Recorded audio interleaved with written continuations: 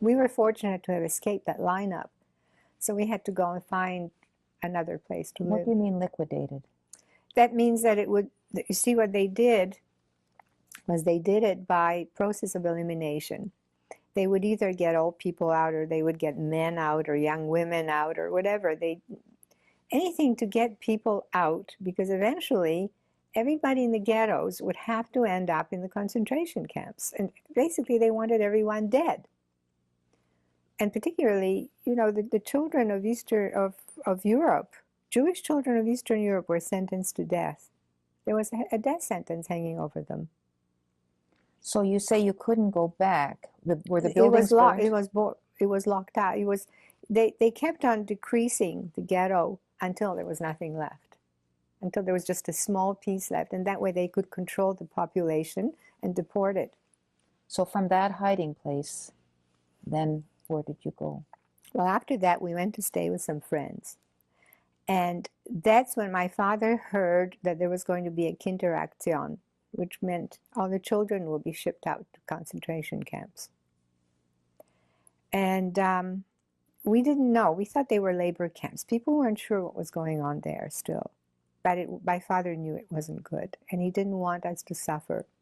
So after that lineup incident, he decided to plan to get me and my sister out of the ghetto. How did he go about doing that? Well, he got in touch with that friend of his, Swanimsky, Stefan Swanimsky, with whom he was best friends since university days. And this man lived with his wife in a town of Otvodsk. They were a childless couple. And they offered to take one of us to their home. So it turned out that there was some mix-up, because I came down with scarlet fever, so my sister left. And my father managed to get her out of the ghetto. But before she left, I remember lying there sick with scarlet fever and in delirium, because the fever was really had a hold on me. It was like I wasn't really there. I felt awful. And my mother came up with my sister. She was little. She was maybe 3 years old. And she was wearing this little brown furry coat and a hat with bunny's ears, and they were all my clothes when I was little.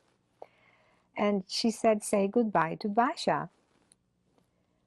And I said, "Go away, don't bother me." And they went away. And then when the fever subsided, the next morning I got up and her crib was gone and she wasn't anywhere around. And I was told that she had left the ghetto.